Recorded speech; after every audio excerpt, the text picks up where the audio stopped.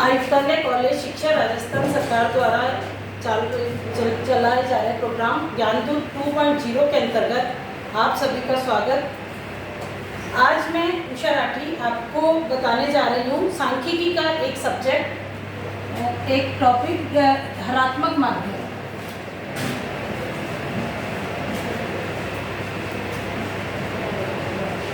इसको हम शॉर्ट में लिखते हैं HM। हरात्मक माध्य के विषय में आज मैं आपको बताने जा रही हूँ।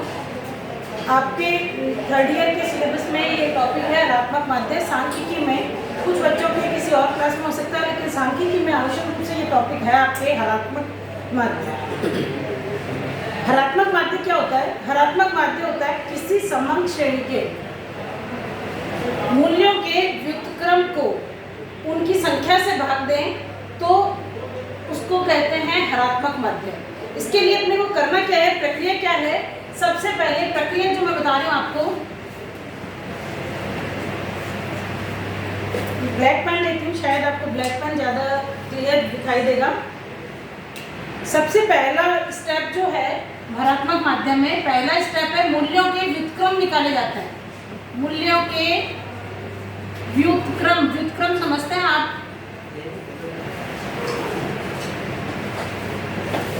सपोज ये है 2, 3, 4, तो इसका व्युत्क्रम हो जाएगा, इसका 2 का व्युत्क्रम हो जाएगा 1/2, 1/3, 1/4। इस तरह से व्युत्क्रम निकाले जाते हैं।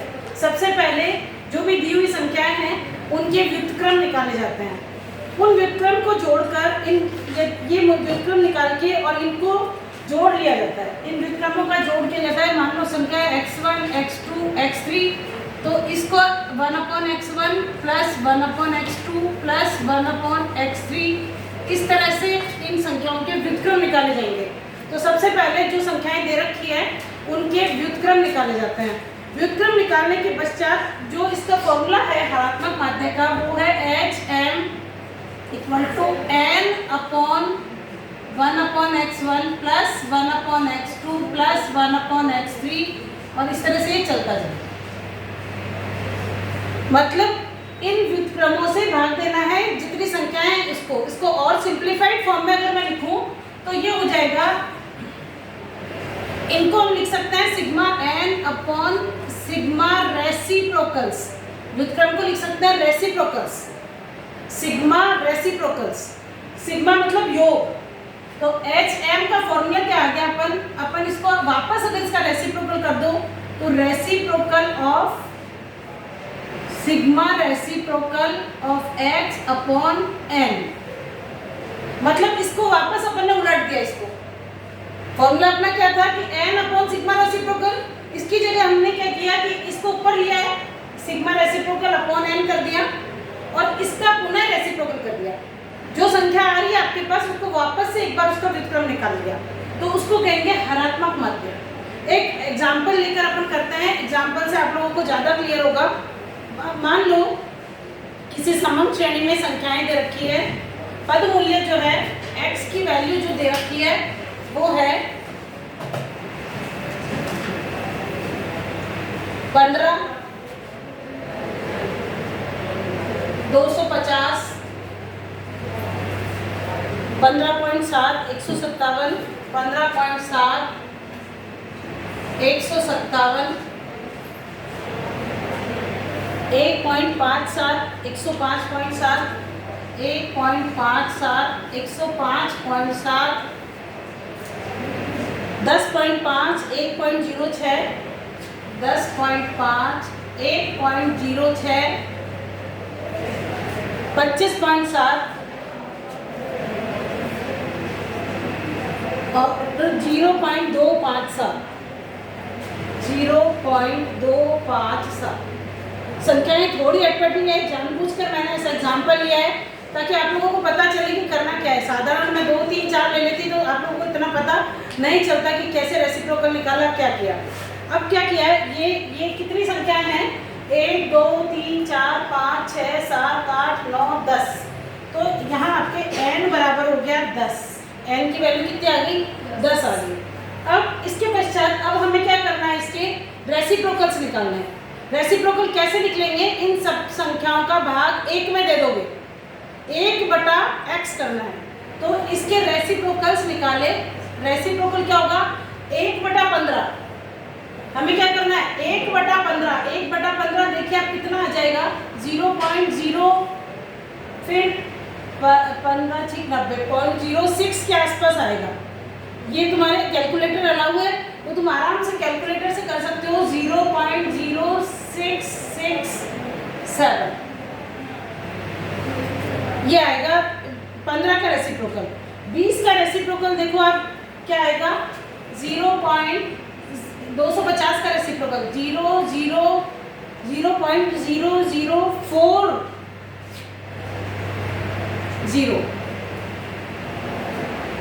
ये आ गया 250 का रेसिप्रोकल। पॉइंट के बाद में 4 संख्याएं ले लो। ये आ गया 250 का रेसिप्रोकल। 15.7 का रेसिप्रोकल क्या आएगा? 0. आप अपने कैलकुलेटर से करके देख सकते हो। 1/15.7 आपके सबके पास कैलकुलेटर है, उससे निकाल के करो अपने आप से कितना आ रहा है। 1/15.7 कितना आता है? 1/15.7 आता है 0.06369। तो हम पॉइंट के 4 तक ही ले रहे हैं, तो इसको हम कर देते हैं 0.0637। इसे फिर उसके बाद में नेक्स्ट आता है तुम्हारे 0.00637। 0.00637 चाहे आप पॉइंट के 4 संख्या तक ले लो, इसको भी यहाँ पर पॉइंट के 4 तक ले लो, इससे कोई फर्क नहीं पड़ेगा, कोई खास अंतर नहीं पड़ेगा। 6369 हो जाएगा ये 6369। अब 1.57 को 1 से डिवाइड करो, कितना आता है? 1 को डिवाइड करो 1.57 से। जब 1 को 1.57 से डिवाइड किया तो आपके आ रहा है 0.63690।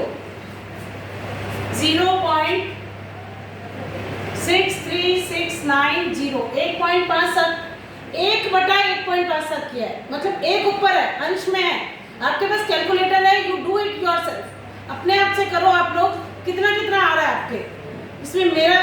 मैं जो लिख रही हूँ इसके बाद आता है आपके 0.00946।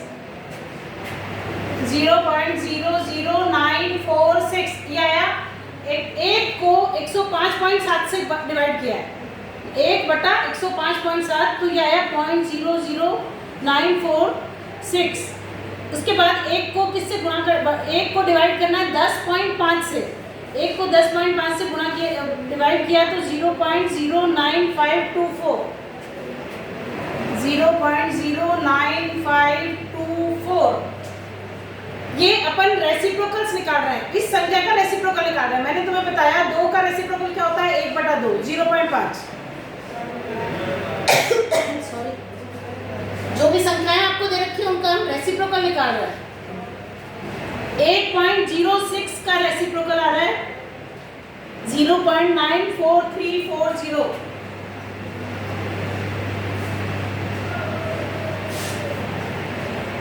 25.7 का रेसिप्रोकल आ रहा है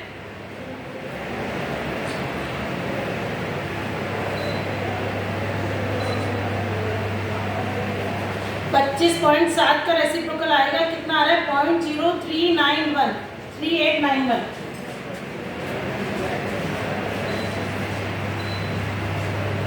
और 0.257 का रेसिप्रोकल आ रहा है 3.89100।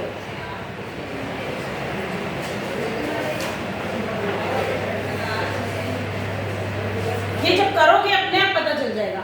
हुआ क्या है? देखो एक एग्जांपल मैं आपको बताती हूँ। 1 को 0.257 से डिवाइड किया है। जब 1 को 0.257 से डिवाइड किया तो हुआ क्या? ये पॉइंट हटा, 3 जीरो आ गए ऊपर। अब 1000 को डिवाइड करना है 255.257 से, तो ये आ गया तुम्हारे 3.89100। इन सब का योग करने से तुम्हारे सिग्मा रेसिप्रोकल आ रहा है 5.75564। ये तुम करके देख लेना।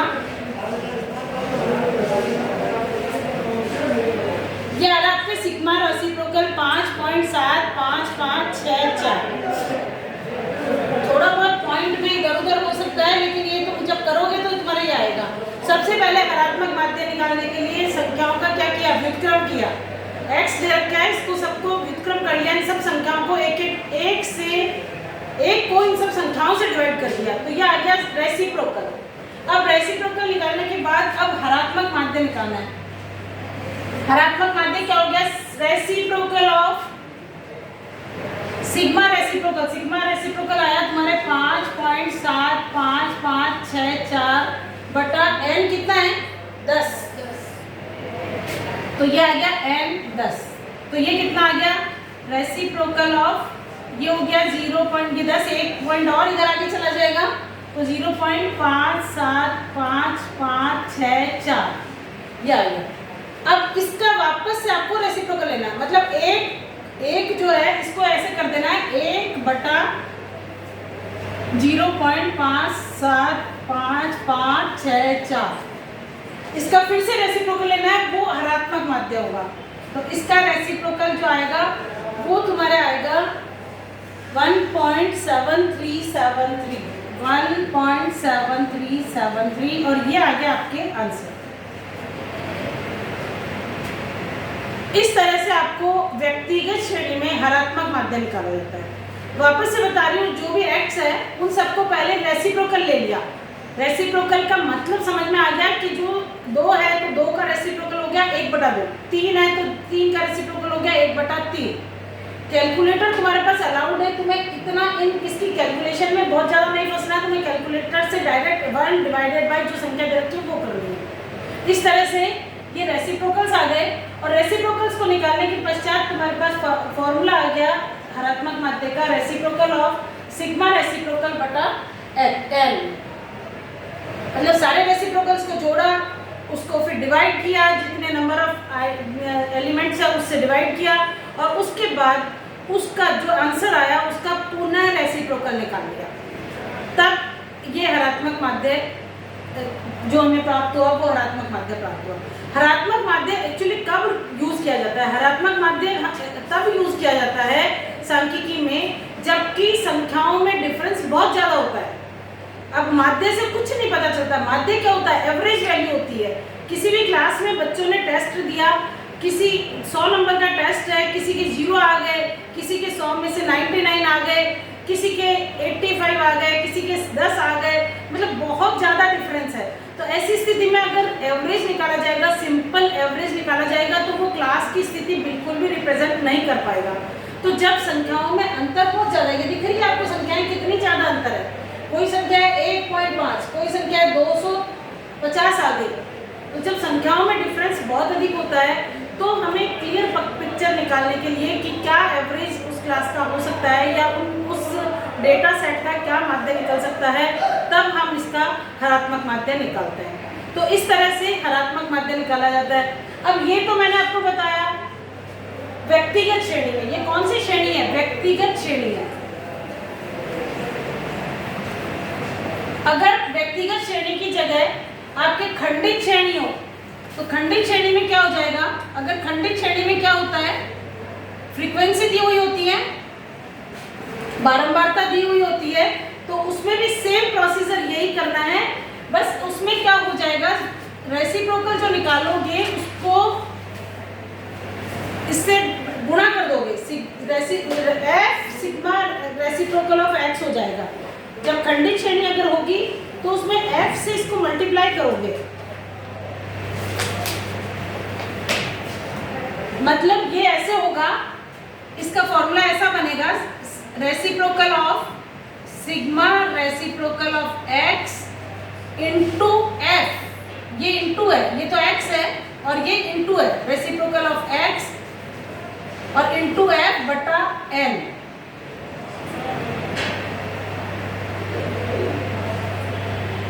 अगर खंडित श्रेणी है तो खंडित श्रेणी में भी प्रोसीजर वही है, पहले x जो संख्याएं दे रखी है उनका आपको रेसिप्रोकल्स निकालने हैं।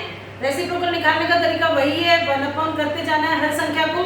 और उसके बाद में एक एक संख्या को f से मल्टीप्लाई करते जाना है। जैसे तुम्हें पता है कि फ्रीक्वेंसी दी हुई होगी, अब इसी संख्या में अगर क्या होता है, यहाँ पे f दिया हुआ होता, तो f दिया हुआ होता तो हम क्या करते हैं, इन सभी संख्याओं को वापस किससे गुणा कर देते हैं, f से गुणा कर देते हैं। और f से गुणा करके फिर जो आता है f sigma reciprocal of x into n, उसको हम डिवाइड कर देते हैं कैपिटल N से। ये कैपिटल N यहाँ पर जो है वो है सिग्मा f, फ्रीक्वेंसी का योग जो है वो है कैपिटल N, ठीक है। तो इस तरह से हरात्मक माध्य निकाला जाता है। इसके बाद अगर सतत श्रेणी है, कंटिन्यूस श्रेणी है, तो कंटिन्यूस सीरीज में क्या होता है, कंटिन्यूस सीरीज में तुम्हें वर्ग अंतराल दिए हुए होते हैं।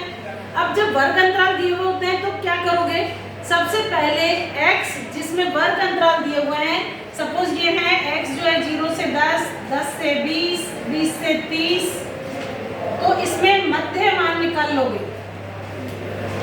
सबसे पहले क्या करोगे, मिड वैल्यू निकाल लोगे। 0 से 10 की मिड वैल्यू आ जाएगी 5, 15, 25, 30 से 40, तो ये आ जाएगी 35। अब ये मध्य मान जो है उसको x की तरह काम लेना है और रेसिप्रोकल जो निकालना है इस मध्य मान के निकालना है। और फिर आगे का प्रोसीजर वही है कि जो रेसिप्रोकल निकलेंगे उनको रेसिप्रोकल ऑफ x निकालोगे, फिर f को रेसिप्रोकल ऑफ x से गुणा कर दोगे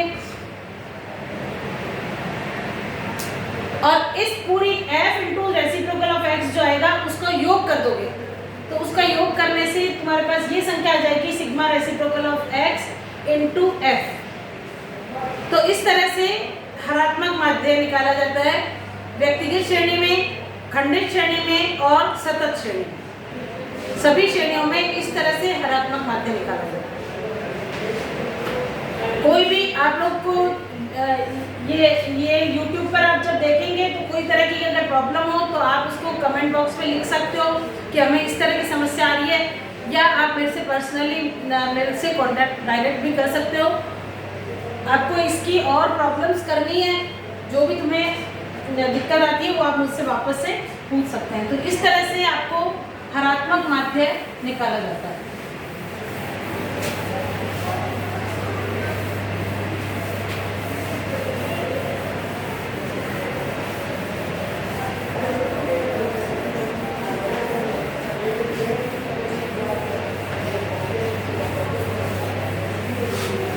ये आज आपका टॉपिक हो गया, हरात्मक माध्य कंप्लीट हो गया। इसके क्वेश्चंस आपको करने हैं, कोई दिक्कत आती है तो आप पूछ सकते हैं। एक और टॉपिक है गुणोत्तर माध्य। हालांकि अपन कंप्लीट नहीं कर पाएंगे आज में, लेकिन फिर भी मैं तुम्हें इंट्रोडक्टरी जो है गुणोत्तर माध्य की वो मैं दे देती हूँ। गुणोत्तर माध्य जो है उसमें लॉग टेबल का प्रयोग होगा। लॉग टेबल की सहायता से आप गुणोत्तर माध्य की गणना कर सकते हैं। तो गुणोत्तर माध्य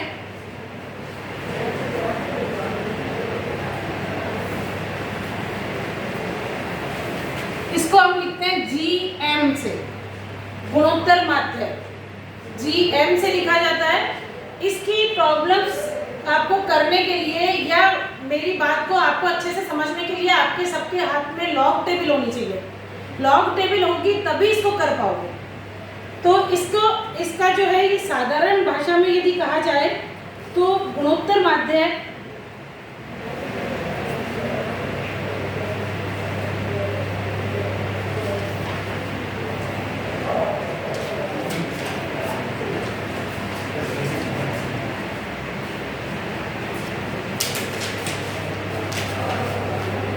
GM बराबर होता है under the root x1 x2 x3। GM का फॉर्मूला होता है जो भी x1 x2 x3 जो दे रखा है, x1 इंटू x2, मैं इसको स्मॉल में लिखती हूँ ताकि आपको कंफ्यूजन नहीं हो।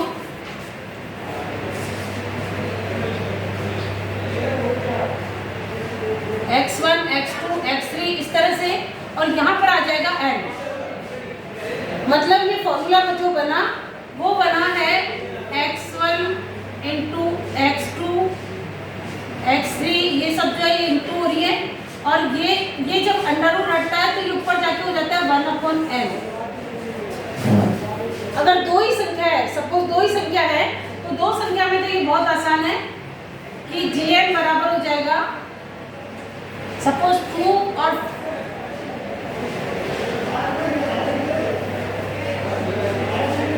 4 है, तो इसका हो जाएगा gn बराबर हो जाएगा अंडर द रूट 2 इंटू 4, ये यहाँ पे 2 आ गया, स्क्वायर रूट निकालना पड़ेगा।